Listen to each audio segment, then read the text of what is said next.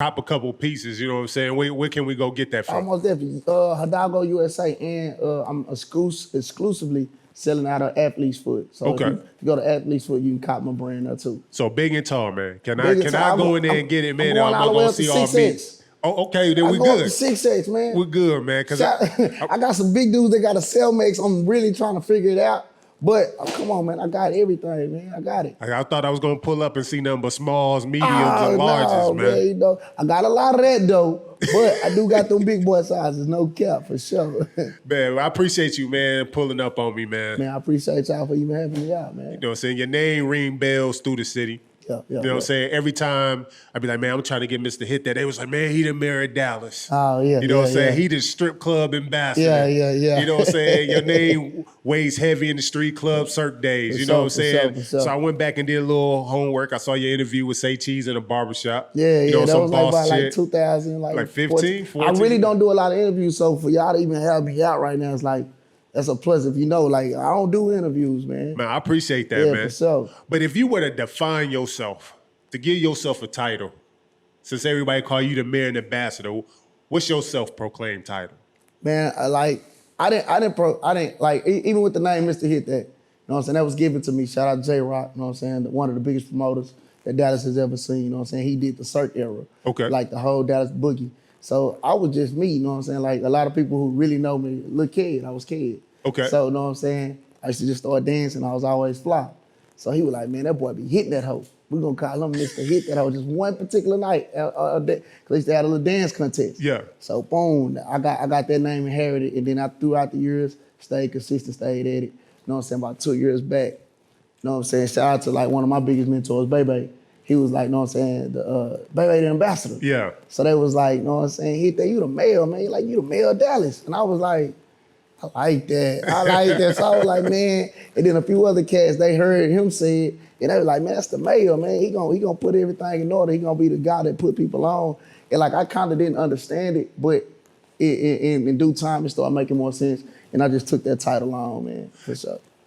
I want you to do me a favor, right? So like, I'm from Detroit. Yeah. I've been out here since 2010. Most definitely. So I think I came out here a little bit towards the tail end of the boogie movement. Yeah. So I never got to really fully get all the way get in that there. experience, man. So me being an outsider, man, can you give me like a timeline, like a history of like Dallas hip hop leading up? Man, like, since I just turned 30, you know what I'm saying? So I'm like the last of the dying breed who caught the boogie movement and who was able to see it. Yeah. Because I started coming in the clubs in 17. That's 2006. Okay.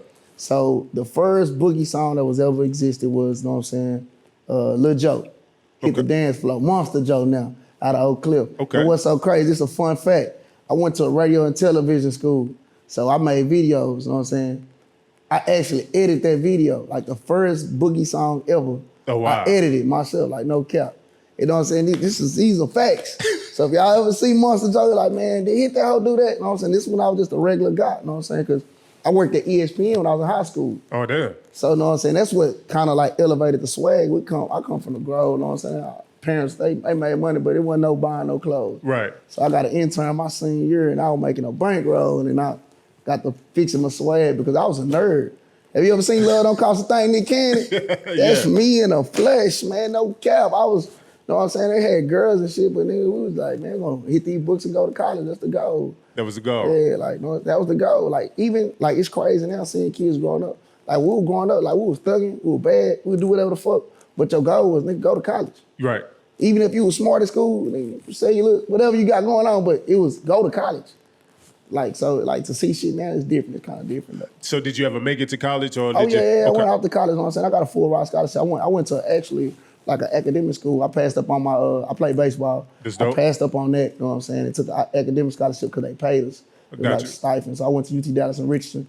Wound up going a little bit at El Centro. Okay. Had a little boy, you know what I'm saying? Finished up and shit like that. This was cool.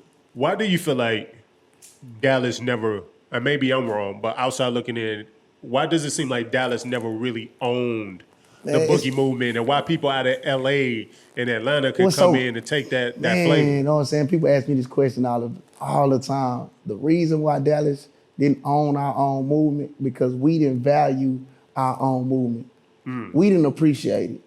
You know what I'm saying? We took it for granted, and all the big homies that was rapping, like the OGs, they could have stamped it.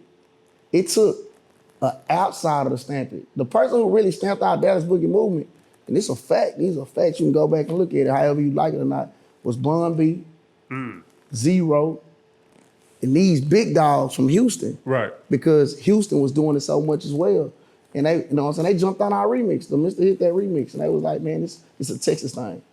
But Dallas people in Dallas was like, nah, we ain't fucking with that shit. Let me dance and shit. But you gotta think about it. We've been dancing. Yeah. Since Nemesis, since back in with the Feeling Fresh crew. You might be from this. Down from Detroit. This, So this this some is 80s. This shit what we been doing, you know what I'm saying? Sheep food.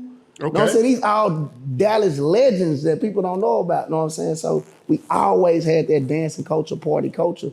But the catch is during that era, people didn't want to accept it. And we was more willing to go to an out of towner and show them love. Right. Like, you know what I'm saying? Spain, the Dougie. Yeah. He blessed Soulja Boy with it and he took off.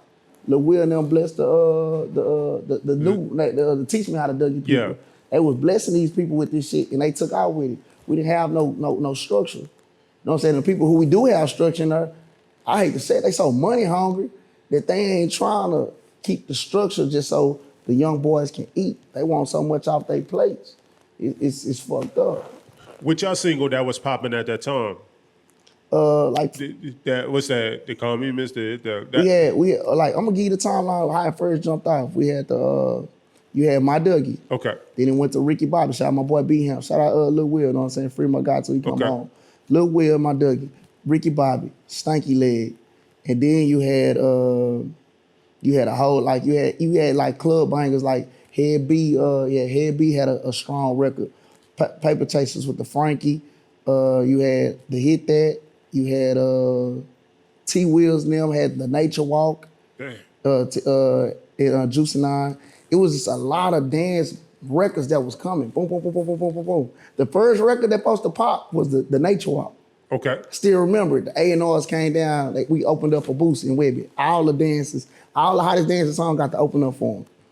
And you know what I'm saying? We stole the show because we never had Hit That Hoe then. Okay. The record that Trail and Rick was pushing was She a Bad Little Broad. Got We you. made Hit That Hoe like 4 nights before. We were like, fuck, we gonna perform it. And then when he performed that bitch, everybody was like stunned. Like, what the fuck is going on? Like, what the fuck is this? So it made the A&Rs look at it like, nah, we want that record. But we want that record. So now it opened up the window, but it was so much chaos and no structure that we just missed our whole timeline. We literally missed the whole timeline. So how far did that record end up reaching? Did it stay more local? Did it hit regionally? What, the Hit That record? Yeah. Ah, man, that shit did like 10 million views on World Star back in 2009, 2010. Oh, damn. So that shit was crazy. We got signed to Interscope, to College Records. You know what I'm saying? It was crazy. It was a lot of bad business though. You know what I'm saying? Like with the guy on the hook, shout out Wild Frame, because I got a good relationship with him. I don't want to say, I got a good relationship with him. I can call him up and chop it up with him. But at that time, he felt so hurt that people wasn't saying his name with the song that he did some shit that stopped the growth of the song. And the catch is, we were signed to Interscope at that time. It was Mr. Hit That Hoe or All the Way Turned Up. Remember that song? All the way. Yeah. Shout out Roscoe, that's a cool nigga. But at that time, our songs at that bubbling point. It was like, who we gonna pick? We both signed to Interscope because All the Way Turned Up had issues with Travis Porter. Porter, yeah. Because of that. So they had issues. So they're like, fuck, we finna go hit that hoe. Then come to find out we had issues because the nigga really did the song for like $200. He wanted recognition. And I guess at that time, Trail probably said something to him that made him feel like, fuck it. And he was signed to a label. The label picked it up. So it was like both records fucked up. So fuck, we're gonna go with this record. Since they didn't hash out their issues, and it was between Hit That Hoe and All the Way Turned Up, and they chose All the Way Turned Up. Man. Man. So how did y'all feel? Like, We didn't feel no type of way because we was getting shows. Like, couldn't nobody rock no show like us. It was like we had a little phrase, like the city was like, what's the show without Mr. Hit That Hoe? So it was like, we already had the music behind it because they had a few hits. And then we had to Hit That Hoe in the dances. So it was like, we was getting booked everywhere. Yeah. So like, you couldn't fuck with us. Like, you really couldn't fuck with us at this time. Like, everybody had dance songs, but their showmanship was trash. And we was real live entertaining folks. Like, you know what I'm saying? Like, it was so big to the point where we were entertaining people so much, people started feeling a certain way in the group and in the streets, like, damn, like, hit that hoe bigger than the group.